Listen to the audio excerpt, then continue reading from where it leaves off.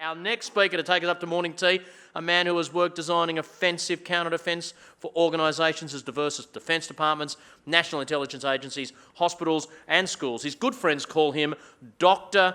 Chaos, talking about spies, geeks and tracking using threat intelligence to hunt for data. Aamir Lakhani from Fortinet.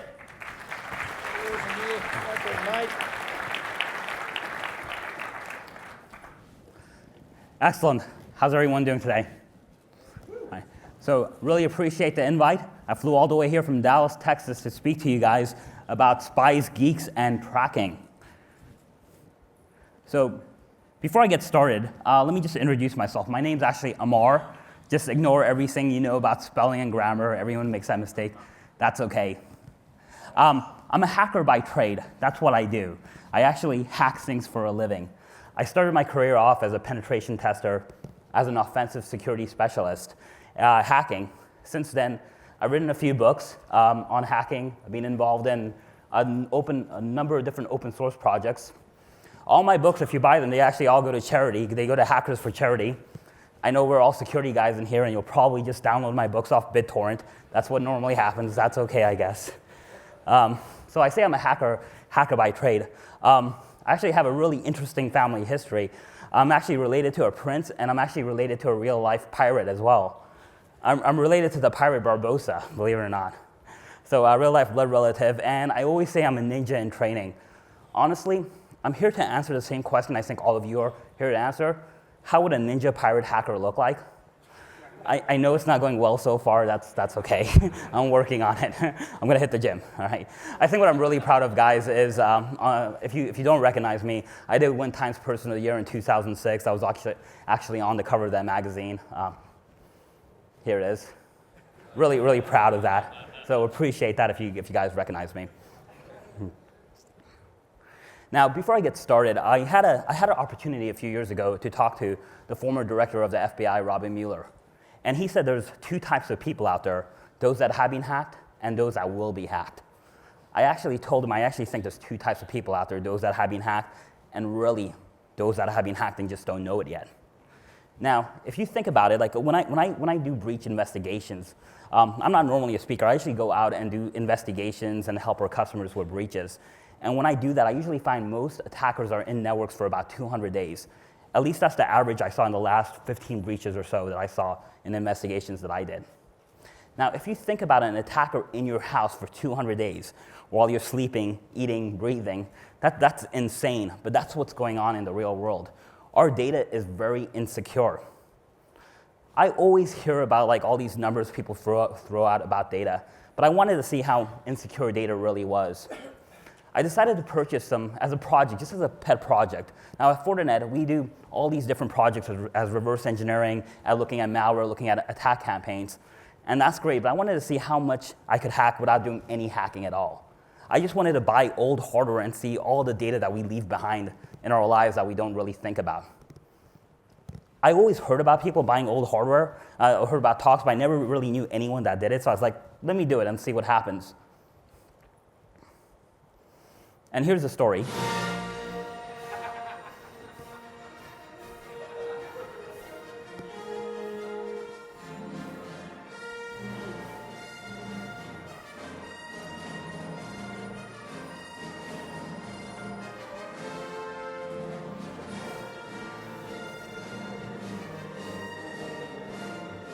Now, I just realized I spelled engineering wrong, but I'm going to say that's how we spell it in Texas, so that's okay.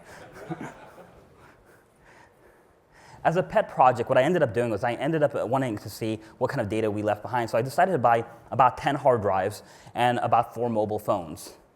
Now, on the 10 hard drives that I bought, I actually found, I targeted individuals. I went to eBay and I targeted companies that were reselling hardware. In fact, I found one company that was specialized in reselling old government hardware. So I was like, oh, this should be pretty clean, right? I mean, you shouldn't find really too much stuff out there. I was really surprised. In fact, if you find a hard drive with term papers, pornography, and malware, you can pretty much bet it came from a college computer. Right? I also found mobile phones, and mobile phones, I thought, once you hit the erase button, they're gone, everything's gone. But I was able to reconstruct text messages, voicemails, as well as just auto logins to apps as well, and I was really surprised about that. Now, I didn't spend a lot of money doing this. I only spent like $600 like out of my own personal funds doing this. And one of the hard drives that I purchased actually came from a high school student, and it was forensically cleaned. The data was completely erased. I knew it was a high school student because he actually called me up or emailed me and said, hey, I forensically cleaned my drive. I just want to make sure you can use it. I was like, that's awesome. The drives that I found from an IT reseller, they really weren't cleaned too well. In fact, I was actually targeting, I was looking for that IT reseller, the IT guy that was offloading equipment, maybe trying to make some money on the side and hoping I would find some stuff. Let's talk about the mobile phones themselves. Now, on the iPhones, one of the iPhones was an older version of an iPhone. I was able to get some interesting information. The other iPhone was a newer version, really wasn't able to get anything out of that. But on the Android devices, some really cool information. I used a tool called Blade, and I was able to essentially restore the drive and get login information and personal information. I also found in the US we have what we call IMEI numbers. Those are serial numbers for mobile phones. And we have a national blacklist for phones that are stolen. All the phones I purchased actually ended up were on that blacklist as stolen. Everyone worked fine on any carrier, not a problem. I think carriers might be more interested in selling you the service than actually working and blocking the phones. Now, one interesting thing is, on one of the phones that I found, I actually was able to get the person's location information by doing a restore. Your iPhone and Android phones are completely tracking you all the time, physically. In fact, if you go to frequent locations on your phone, you might find this turned on. And what you'll probably find is your location on places that you've gone to at work and at home. Android is the exact same way. It's always tracking your information as well. I was like, how does this happen, right? And I just wanted to search for common flashlight apps. I wanted to see how bad apps were. So I just did a search, and you can do the same search on your phone and just search for flashlight apps. We probably all have a flashlight app, and this is the top results that came up. When we actually started looking at the permissions on these applications, I wonder why our flashlight apps actually need precise GPS locations and the ability to install software. Yes, this turned out to be malware in the Android Play Store. Now, during the course of this investigation, I just couldn't play around. I had a day job as well. And law enforcement came to me and said, hey, we're tracking a criminal. He's using a burner phone. And while I was doing this project, I said, I wonder what I could do with social media apps and social apps that automatically upload information on your device.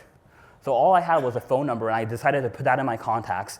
And then I downloaded apps like Instagram and Facebook. And when you launch these apps, they nicely ask you, do you want to upload your contacts to see if you know anyone?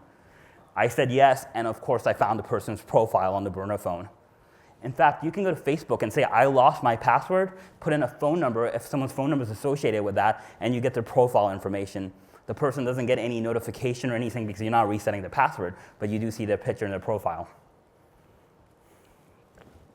Now, the hard drives, this was interesting, and the bad thing about this presentation is what can I leave out that's appropriate? Right? I use tools called like FTK Imager and other tools as well. And I ended up finding a hard drive from an IT company that resold hard drives from government agencies. And these are some of the things that I found on the hard drives.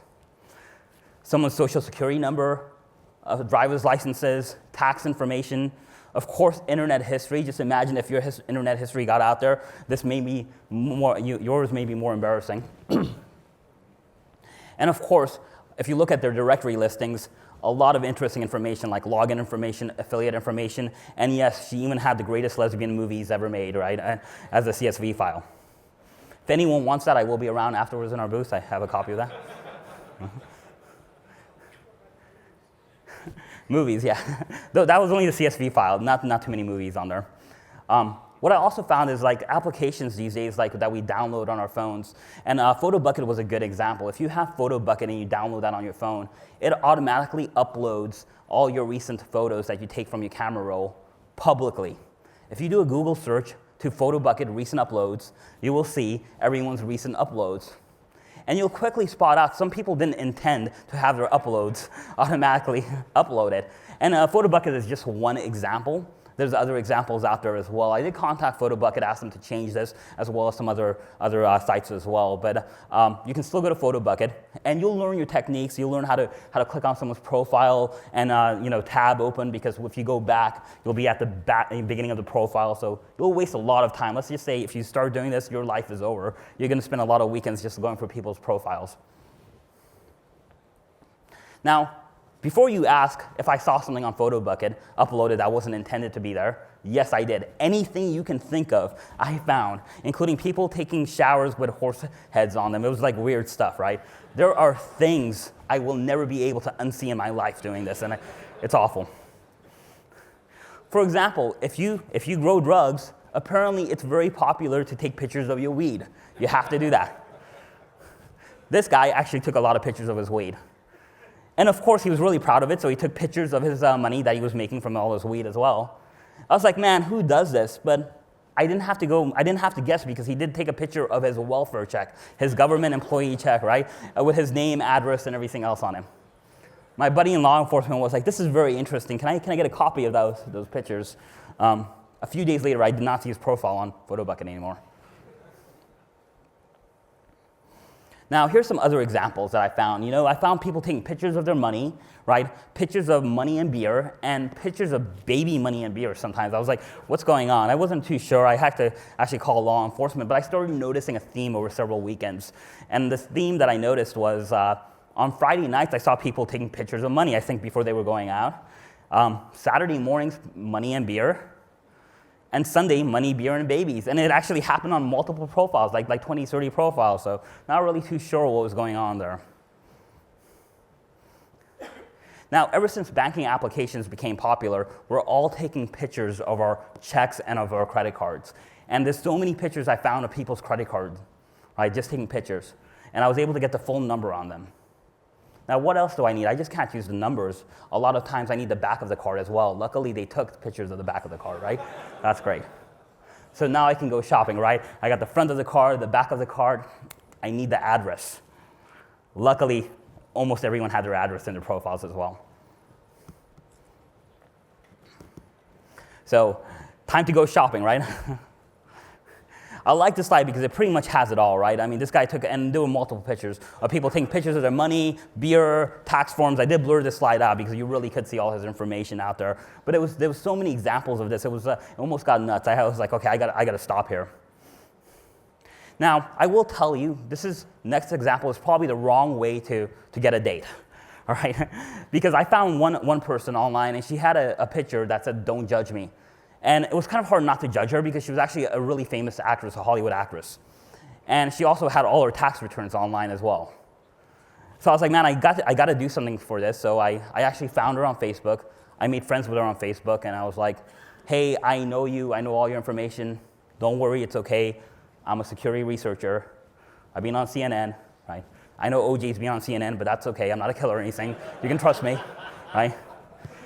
And I do consider this a win because I do not have a restraining order against me from this person. But she did defriend me pretty fast on Facebook. That's about all I can tell you on that story. At the end of the day, I didn't spend too many time. I spent about 7 hours doing this, and I found social security numbers. I found credit card information with full credit card, front, back addresses. But more importantly, I found login information to some very important organizations, including government organizations and Fortune 500 companies out there. I found all other types of info about personal information that I could use for identity theft and other things if I wanted to. Now, honestly, I have this picture on here because a good friend of mine, Johnny Long, actually once told me that any legitimate hacker is going to have a picture of cats in his security presentation.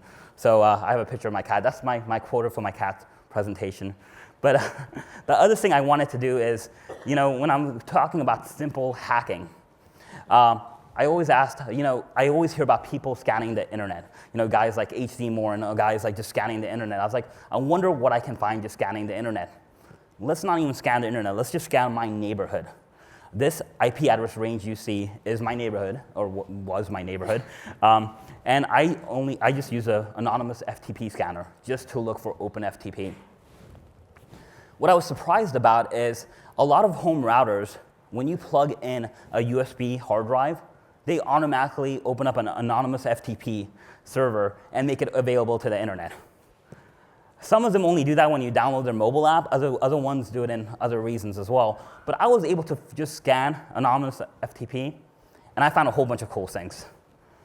Now, first of all, I do want to point out, if anyone remembers the show Thundercats, I was a big fan, right? You good? All right, awesome. I was a big fan of Thundercats. I found every episode on my friend's, on one of my neighbor's hard drive of every Thundercats episode. I will tell you, that show is definitely not as good as I remembered it to be. I was like, good Lord, what was I watching there? But I found all these other things. I found personal information, anything that people were putting on their hard drives, including backups. But what was interesting was, I really wasn't the first person to find this either. Other people had found it as well, and they were leaving messages and having fun with my neighbors.